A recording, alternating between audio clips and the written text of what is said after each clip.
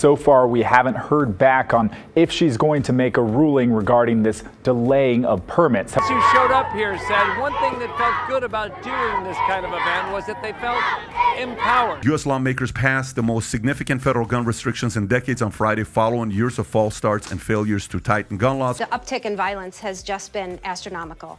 The gun violence. Because law enforcement agencies simply just aren't ready for it yet. Measure 114 is set to take effect on Thursday. Blatantly denying the power grab being carried out by the executive branch yet again. Gun violence is the greatest. In the case of the Parkland shooter, as a kid, I came out of a different movement, the civil rights movement. 90% of the, mass shootings would have been prevented. Even if they do that, it would have been prevented. Breaking news. The Supreme Court shakes the nation with a bold move, unveiling a groundbreaking tax on firearms. Stay tuned for the latest on this game-changing development. The financial toll of gun violence. Americans hold varying opinions on the necessity and effectiveness of gun control measures, yet one undeniable fact is the substantial healthcare costs associated with gun violence victims. State and local governments find themselves allocating a significant portion of tax dollars towards essential services like law enforcement and ambulance assistance, leaving fewer resources available for other critical government functions. When proposals emerge to impose taxes on firearms and ammunition to offset these costs, a contentious debate ensues, with opponents arguing that such measures may encroach upon citizens' Second Amendment rights. In June, a report by the Government Accountability Office shed light on the gravity of the situation, revealing that initial hospital costs for firearm injuries exceeded a staggering $1 billion in 2019. Notably, Medicaid shouldered 50% of these expenses, illustrating the substantial burden on government-funded healthcare programs. However, it's imperative to note that these initial hospitalization costs represent just a fraction of the overall financial impact. How many guns has the ATF lost? I'm not sure I understand the question. It will shoot, then it comes back forward. The rifle will then cycle and cock again. The extent to which this is an unconstitutional violation of our Second Amendment rights.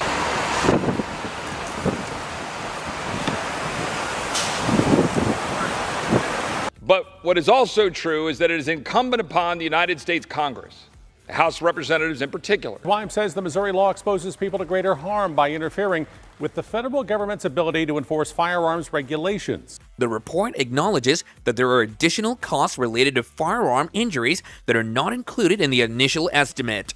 Unfortunately, specific data on these expenses were unavailable at the time of the report. These unaccounted costs encompass a range of services, including physician fees for inpatient care, post-discharge care, behavioral health services, rehabilitation, and provision of essential medical equipment for victims requiring specialized support like wheelchairs or prosthetics. While specific data on these additional costs remain elusive, it's reasonable to assume that a substantial portion is absorbed by Medicaid. This indicates that government-funded healthcare programs are shouldering a significant portion of the financial responsibility for treating victims of gun violence. I'm just inspired by the next generation. I think it's a time for a big change. Since you rewrote the rules of asylum based on the perceived degree of violence in these countries. Selling more guns in the last 3 weeks than we did in the last 8 months. I would expect to see in the coming months and years is a lot of focus on whether or not enough places are deemed sensitive right now. The Attorney General himself, Ken Paxton, tweeted saying, quote, "What we just witnessed is illegal." It's not ruled to be attached as a short-barreled rifle. It will not be subject to the rule. Second Amendment and taxation. The Second Amendment of the United States Constitution, guaranteeing the right to bear arms, is a fundamental and deeply debated aspect of American law.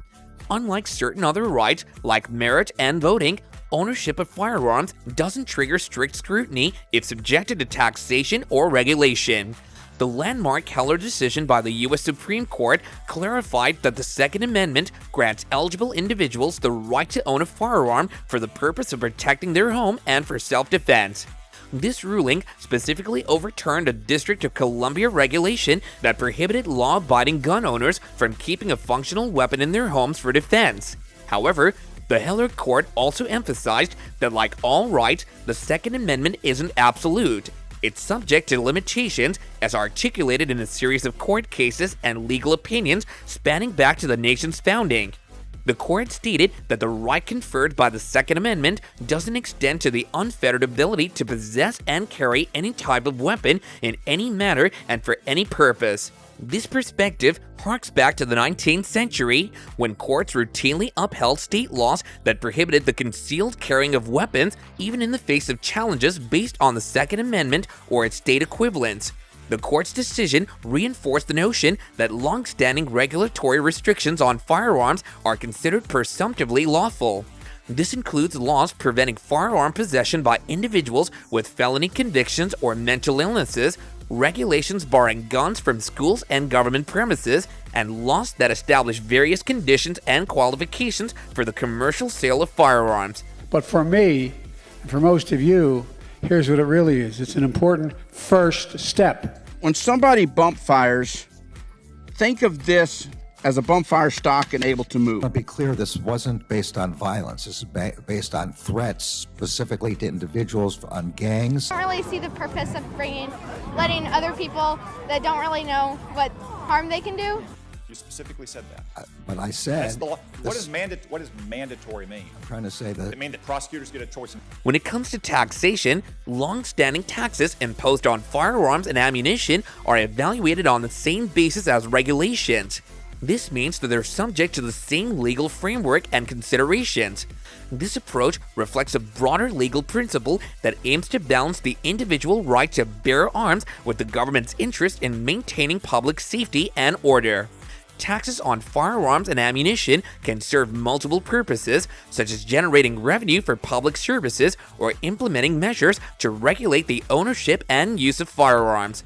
In practice, the treatment of firearm taxation varies across different jurisdictions within the United States. Some states or localities can impose specific taxes on firearms and ammunition, while others may not. The specifics of these taxes, including the rate and how the revenue is allocated, are typically determined by state or local legislation. Additionally, the constitutionality of such taxes may be subject to legal challenges, with courts ultimately weighing the interests of public safety against any potential infringement on Second Amendment rights. While the Second Amendment establishes the right to bear arms, this right isn't absolute and is subject to limitations. Taxes imposed on firearms and ammunition are treated in a manner consistent with regulatory measures, with the overarching goal of striking a balance between individual rights and public safety concerns. The specifics of firearm taxation can vary significantly depending on the jurisdiction, reflecting the diverse legal landscape within the United States. And having to tell her that other 9-year-olds were just killed in a shooting is horrific.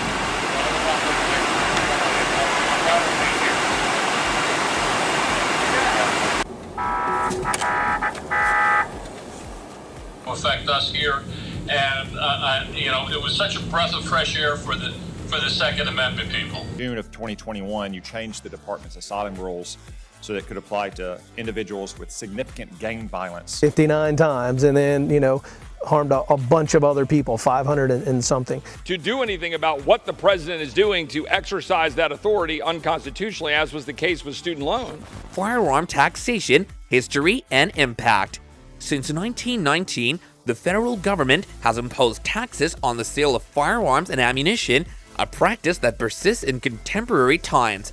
This tax, set at 10% for handguns and 11% for long guns and ammunition, has played a pivotal role in supporting state wildlife conservation and restoration efforts since 1937. This financial mechanism has provided critical resources for the protection and restoration of natural habitats, aiding in the preservation of America's diverse ecosystems. In 1934, the National Firearms Act was enacted, introducing taxation on the transfer of specific weaponry, including machine guns, silencers, and sawed-off shotguns. These were firearms favored by organized crime groups, and the tax served as a means to regulate their acquisition and ownership. Restrictions that New York passed on their statute about where you can have guns, places that don't have a sign. As a condition of gaining bail before trial, The government has kept possession of the firearms ever since then. You know, I'm about to sign into law bipartisan gun safety legislation. Those laws will still be in effect until first the Court of Appeals hears it in New York. And would like the government to transfer those firearms, which he doesn't possess himself. The families who, in fact, were victimized by the gun shooting that we've seen. And then ultimately, if the Supreme Court takes the case, the Supreme Court hears it in Washington. This legislative measure was a response to concerns over public safety and criminal activities associated with such weaponry.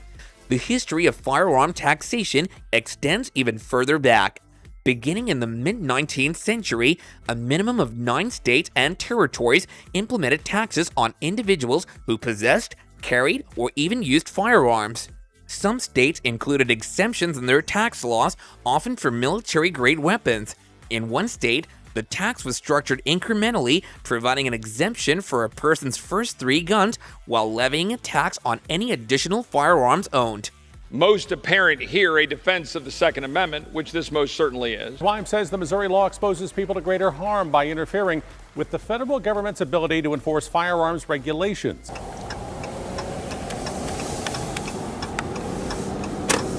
Well, because he was shooting from an elevated position, he was shooting what is called plunging fire, which is down on an area. We can expect in the future that more people will be carrying handguns on the streets in places like Los Angeles, Boston, and New York City. As many of you out there, either parents, relatives, and/or victims yourself. The revenue generated from these taxes were allocated to a variety of purposes, ranging from funding county departments and infrastructure projects to bolstering general funds. In addition to levying taxes on firearms, certain states also extended taxation to ammunition manufacturers and sellers. The generated revenue was directed towards similar purposes, contributing to local development and infrastructure projects. Tennessee, for example, has had a long-standing privilege tax on ammunition paid by distributors and sellers. Since 1937, the proceeds from this tax have been allocated to a dedicated fund exclusively devoted to wildlife management initiatives.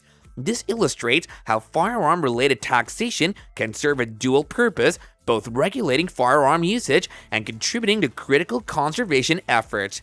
This historical context sheds light on the multifaceted nature of firearm taxation. It serves not only as a revenue-generating mechanism for government, but also as a regulatory tool to manage firearm ownership, particularly of more specialized and potentially dangerous weaponry. Furthermore, it highlights the long-standing commitment of certain states to allocate these funds towards initiatives aimed at preserving and managing their natural landscapes and wildlife populations. The intertwining of firearm taxation and conservation efforts underscores the complex interplay between public policy, fiscal management, and environmental stewardship in the United States.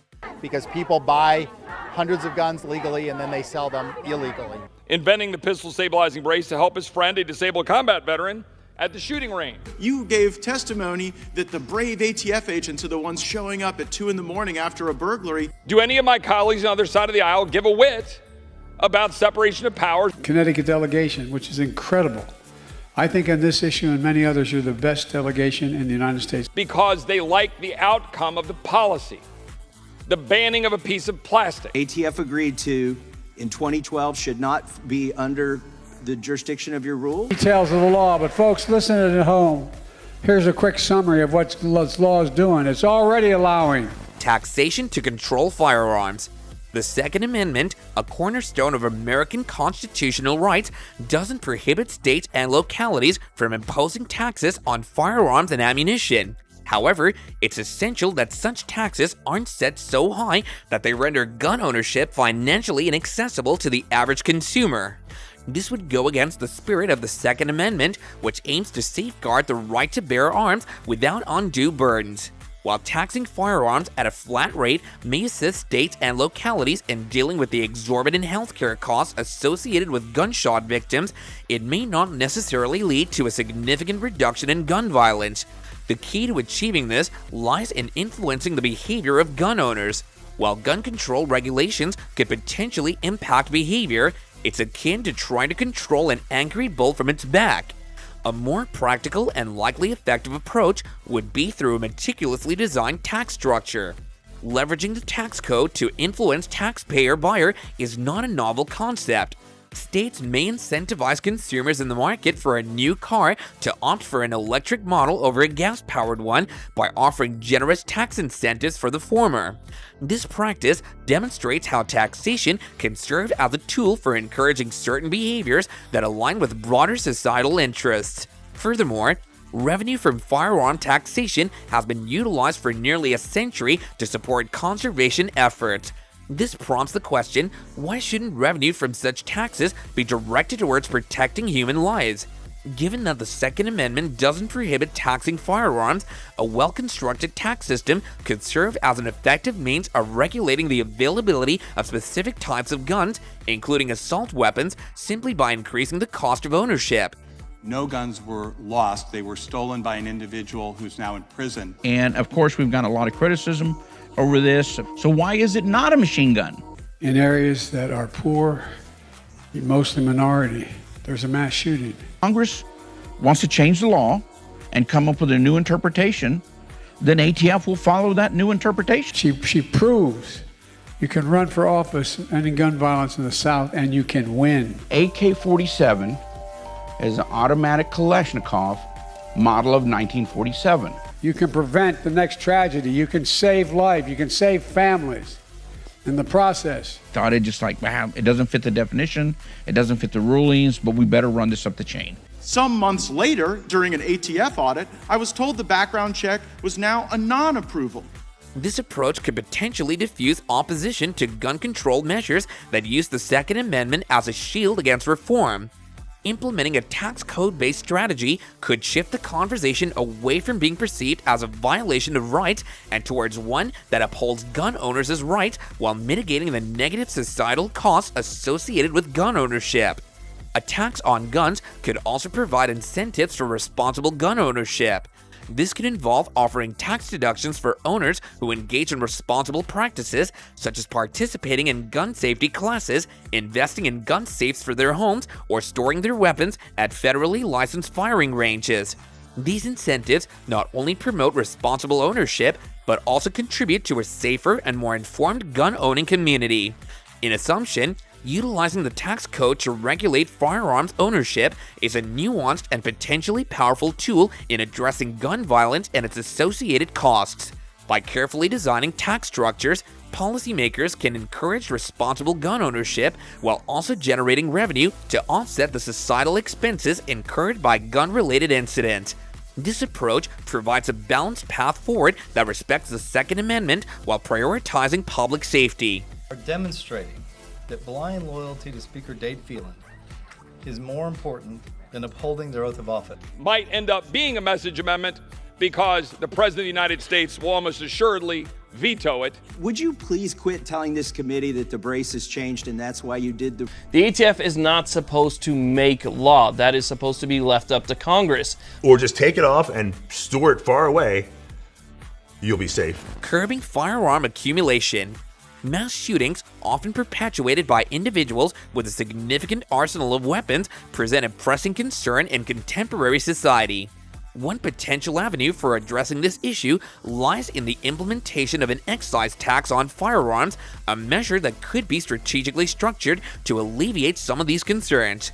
One approach could involve a tiered tax system where the first purchase of a firearm is exempt from taxation, aiming to ensure that individuals possessing a single firearm aren't unduly burdened. Subsequent purchases, however, would incur an incremental tax, with each subsequent firearm acquisition incurring a higher percentage of tax. For instance, this tax could be incrementally raised by 10% with each additional firearm purchase. This would result in a situation where, after accumulating a certain number of firearms, the tax burden could potentially reach a substantial portion, perhaps even half of the firearm's initial value. While this approach doesn't outright prohibit individuals from amassing an arsenal of weapons, it does significantly elevate the cost associated with doing so. By making it economically impractical to accumulate a large number of firearms, this tax structure could serve as a deterrent against stockpiling weapons.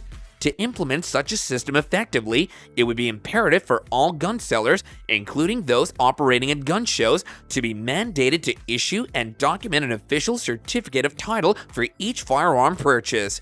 This official documentation would facilitate the tracking of the number of firearms an individual possesses, providing an essential tool for enforcing the incremental tax system.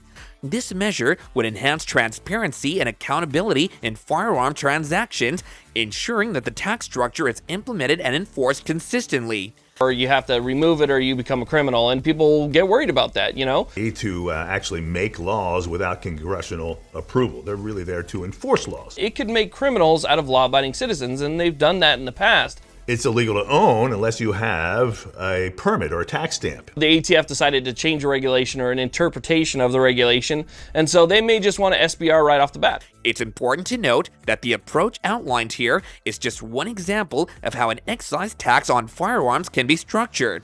There are various potential models and configurations available to lawmakers.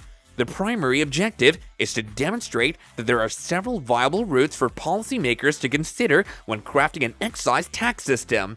In inference, the implementation of an excise tax on firearms presents a potential avenue for addressing the issue of individuals accumulating vast arsenal of weapons. By structuring the tax in a tiered manner, with incremental increases for each subsequent firearm purchase, lawmakers can create a financial disincentive against stockpiling weapons. Additionally, requiring official documentation for each firearm transaction enhances transparency and tracking capabilities, bolstering the effectiveness of the tax system. While this proposal is just one of many possible approaches, it illustrates the flexibility and potential impact of utilizing excise tax as a tool for firearm regulation. What changes that item that was submitted was not produced and was not the item that was marketed. What about Colombia? I don't know. 23 per 100,000. Ludicrous. That doesn't happen. We are the lawful, legal citizens of the state. Holding it a certain way, it'll continue to bump back and forth against my trigger finger. Which many have described as the most significant gun safety law in 30 years, and it is. So you say that the brace changed, and so you had to implement this rule. Tax code. The Second Amendment of the United States Constitution stands as an unequivocal assurance to citizens of their right to possess firearms, shielded from undue interference by both the federal government and state authorities. However, a recent report from a federal agency has shed light on an emerging concern. The surge in firearm ownership is resulting in significant financial burdens for states and localities. This encompasses expenses related to caring for gunshot victims and individuals connected to them, including witnesses to the incident. This revelation sparks a crucial discussion about the financial implications of widespread firearm ownership and the potential avenues for addressing it. Up until now, the discourse surrounding gun control has predominantly revolved around regulatory measures, a topic that has sparked passionate and entrenched opposition. Crime for someone who's already been convicted of a felony to possess any firearm. Implemented by states, my administration is going to focus on how they administer it and whether or not they violate other laws. Saying you can bring a gun in here, you can't go into with a gun. Mr. Henderson turned over his firearms to the FBI before he was convicted. And that's why gun owners wanted the Supreme Court to put the statute on hold. They have now said no. This morning, though, we're here on a critical issue, gun violence. However, there is an alternative, less explored avenue that holds promise, employing the tax code to influence the behavior of gun owners. This approach, while relatively under-discussed, carries potential significance given the substantial surge in gun ownership observed in recent years. It introduces the prospect of shifting strategies and exploring the potential impact of leveraging the tax code as a means of curbing certain behaviors associated with firearm ownership.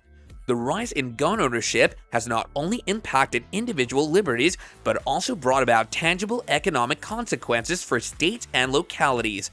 The financial implications extend beyond immediate healthcare costs for gunshot victims, encompassing a range of services and support for individuals affected by these incidents. This includes witnesses who may suffer psychological trauma or require assistance in the aftermath of a shooting. The mounting expenses have prompted a reconsideration of how best to address the societal costs associated with the proliferation of firearms. By turning to the tax code as a potential instrument of influence, policymakers have the opportunity to enact targeted measures that encourage responsible gun ownership and behavior. This could involve implementing a tier taxation system where the first firearm purchase is exempt from taxation, ensuring that those who possess a single weapon aren't unduly burdened. Subsequent purchases would then incur incremental taxes, with each additional firearm acquisition incurring a higher percentage of tax. This approach creates a financial disincentive against accumulating a large number of firearms, thereby discouraging stockpiling and potentially reducing the likelihood of mass shootings carried out with extensive arsenals.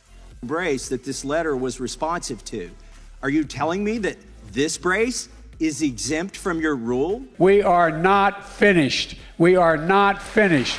We are not finished. Not one more! Not one more!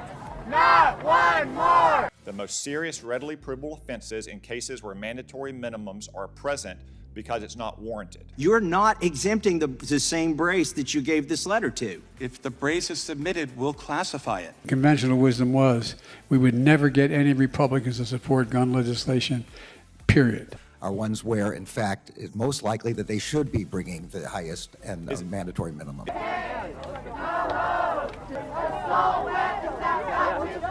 To enact this system effectively, it would be imperative for all gun sellers to issue and record an official certificate of title for each firearm purchase. This documentation would serve as a transparent record, allowing for the tracking of the number of weapons an individual possesses. Such a measure would enhance oversight and accountability in firearm transactions, ensuring that the tax structure is implemented consistently and fairly. Congress passes most significant gun reform bill in decades, sends it to Biden. CNBC Stories. So far, we haven't heard back on if she's going to make a ruling regarding this delaying of permits. U.S. lawmakers passed the most significant federal gun restrictions in decades on Friday, following years of false starts and failures to tighten gun laws. Implementation of Oregon's new landmark gun control measure. A federal judge could delay the permit requirement. A political battle where it should be a moral battle, in my opinion.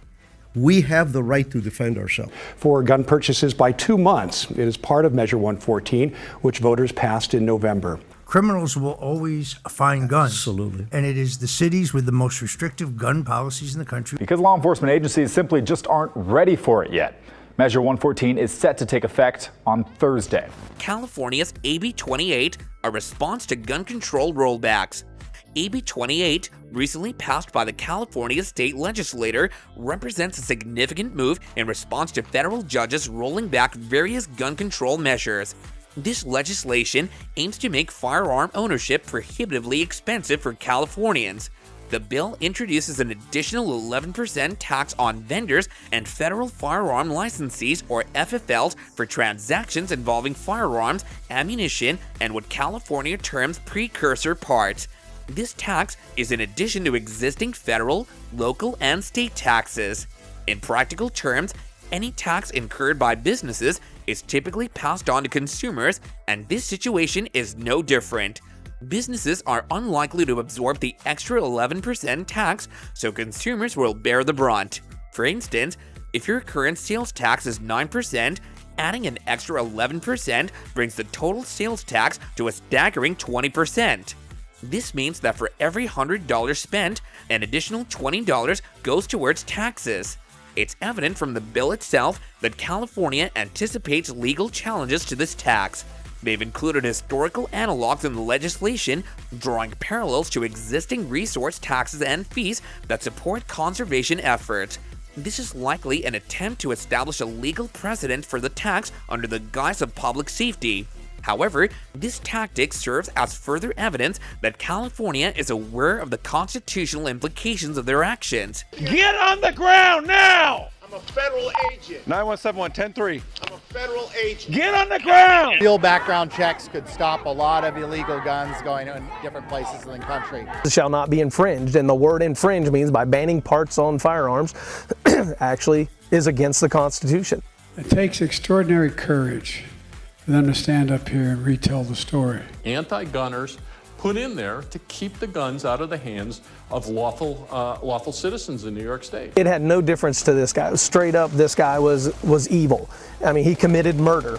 The overarching strategy behind AB 28 appears to be an acknowledgement that certain gun control measures may face legal setbacks. By imposing exorbitant taxes, the state seeks to circumvent legal challenges that make firearm ownership financially unattainable for a significant portion of the population. Unfortunately, this disproportionately affects low-income individuals, potentially limiting their access to tools they deem essential for self-defense. Assuming the governor signs the bill, this new tax is slated to take effect on July 1st of 2024. This move reflects California's determination to establish its stance on gun control, even in the face of potential legal opposition. The state's willingness to pursue such measures demonstrates a prioritization of stringent firearm regulation, even at the cost of financial burden on its citizens. In the decision, AB 28 represents California's response to federal rollbacks of gun control measures. This legislation introduces a substantial tax on firearm transactions, ammunition, and precursor parts. By doing so, California aims to bypass potential legal challenges and make firearm ownership financially unviable for many residents. This move has significant implications for the accessibility of firearms, particularly for low-income individuals. It also highlights the state's steadfast commitment of stringent gun control, even in the face of legal opposition. If signed into law, this tax will take effect on July 1st of 2024, fundamentally altering the landscape of firearm ownership in California. Gun violence is the greatest. In the case of the Parkland shooter, if the judge agrees to the postponement, then starting in February, anyone who purchases a gun in Oregon will be required to have a permit. They gave him psychotropic drugs, and they put him back out on the street, and he killed people. We still got some of them, their guns, they got it illegally, or some of them that got it.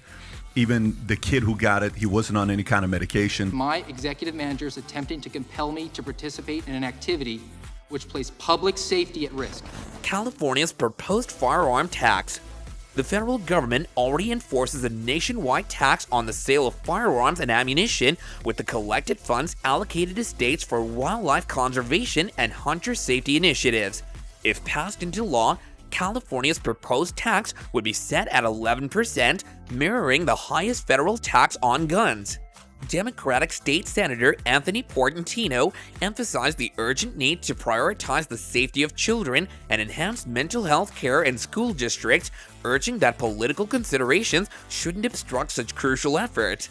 Unlike most states, which don't impose a specific tax solely for firearms, Pennsylvania applies a $3 surcharge on gun sales, with the revenue directed towards covering the cost of background checks.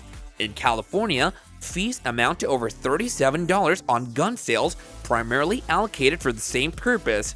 The bill is now awaiting the decision of Democratic Governor Gavin Newsom, who has until October 14th to determine whether to sign it into law.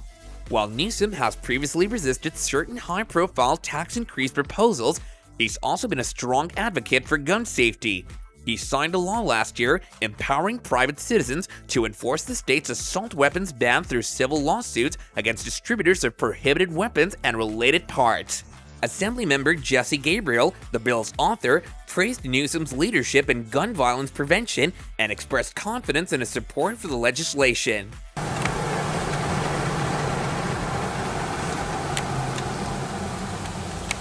That requirement for showing a heightened need for self-defense, that was the teeth of these permitting laws. And within less than 15 minutes, you can walk out the front door here with a rifle or a shotgun. American citizens in places like New Orleans and Baltimore and St. Louis begin to seek asylum in countries like Honduras and Guatemala. I don't know if you're referring to any particular incident. Get on the ground now! I'm a federal agent. 917-110-3. I'm a federal agent. Get on the ground! To run enhanced background checks on young people under 21 trying to buy a firearm.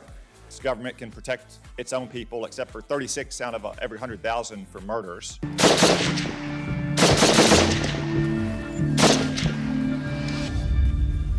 Types of disputes that would be settled by people yelling at each other, maybe engaging in a fist fight, are being settled with guns. A spokesperson for the governor stated that Newsom would carefully evaluate the bill based on its merits. The proposed tax in California wouldn't directly impact individuals purchasing guns. Instead, the responsibility for payment falls on businesses selling firearms and ammunition. However, in practice, businesses are likely to adjust prices to offset the tax costs. Notably, the tax would not apply to police officers, and businesses with sales of less than $5,000 over a 3-month period would also be exempted. Chuck Michel, president of the California Rifle and Pistol Association, strongly opposes the tax, characterizing it as a poll tax and a levy on the exercise of a constitutional right. He anticipates that legal action will be necessary to challenge the tax. While the federal tax on guns and ammunition has been in effect since 1918 and has withstood numerous legal challenges, recent developments in the U.S. Supreme Court's interpretation of gun laws have introduced a new standard. This standard places greater emphasis on the historical tradition of gun regulation rather than solely considering public interest, including safety. As a result, the legislative analysis of California's proposal deems it an open question whether a lawsuit contesting the tax would succeed. Photo ID, fingerprints, firearms training, a background check, and a permit issued by police to buy a gun. I agree with what he said. I think there has to be a greater emphasis on mental health. Guns don't kill people. People kill people. Both Oregon's Attorney General and the Department of Justice asked the state Supreme Court to overturn that ruling. 90% of the, mass shootings would have been prevented. Even if they do that, it would have been prevented. California's gun tax impact. The proposed tax on firearms, set to be enacted on July 1st, is projected to generate approximately $159 million in annual revenue, according to estimates from the California Department of Tax and Fee Administration. The allocation of these funds has been carefully planned. The first $75 million will be directed towards the California Violence Intervention and Prevention Grant Program. In 2020, this program supported initiatives aimed at young people associated with gangs, offering a range of services, including sports programs, life coaching, and tattoo removal. The subsequent $50 million is earmarked for the State Department of Education with a specific focus on enhancing safety measures within public schools. This includes investments in physical security improvements, safety assessments, after-school programs tailored for at-risk students, as well as mental and behavioral health services for students, teachers, and other school staff members. Pretty clear about the extent to which this is an abuse of the Administrative Procedures Act. Is it a difficult question to understand? I'm sure it's enormously high. It's 36 per 100,000 people. I just felt that I needed to be able to protect myself.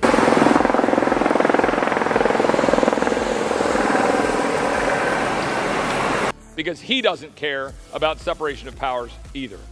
The Texas House of Representatives just voted to impeach Texas Attorney General Ken Paxton. Critics have raised questions about the necessity of imposing additional taxes on firearms in a state that already boasts one of the lowest gun death rates in the country.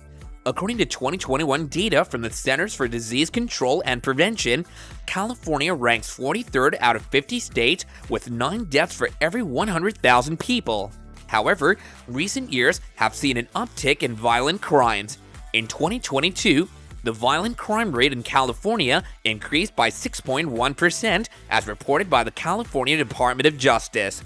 Interestingly, while homicides did decrease by 6.6% in the same year, the overall increase in violent crimes underscores a complex landscape of public safety.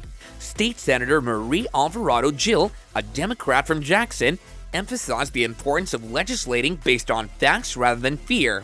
Notably, she abstained from voting on the bill, signaling a nuanced perspective on the matter. Assemblymember Jesse Gabriel, the bill's author, clarified that the intent behind the proposed tax isn't to dissuade individuals from purchasing firearms. Instead, it aims to establish a reliable and sustainable funding source for programs addressing gun violence. Gabriel firmly believes that these initiatives hold the potential to save lives and safeguard communities throughout the state of California. In essence, the proposed tax reflects a strategic effort to channel financial resources towards vital programs targeting gun violence prevention and school safety. Crime for someone who's already been convicted of a felony to possess any firearm. Implemented by states, my administration is going to focus on how they administer it and whether or not they violate other laws. Saying you can bring a gun in here, you can't go into with a gun. Mr. Henderson turned over his firearms to the FBI before he was convicted. And that's why gun owners wanted the Supreme Court to put the statute on hold. They have now said no. This morning, though, we're here on a critical issue, gun violence. Restrictions that New York passed on their statute about where you can have guns, places that don't have a sign. While California's relatively low gun death rate is acknowledged, recent increases in violent crime rates underscore the need for proactive measures. The proposed tax serves as a proactive step towards funding initiatives that can have a meaningful impact on community safety. The nuanced perspectives of lawmakers reflect the complexity of balancing fiscal measures with public safety imperatives. And that does it for this video. See you next time, and bye for now.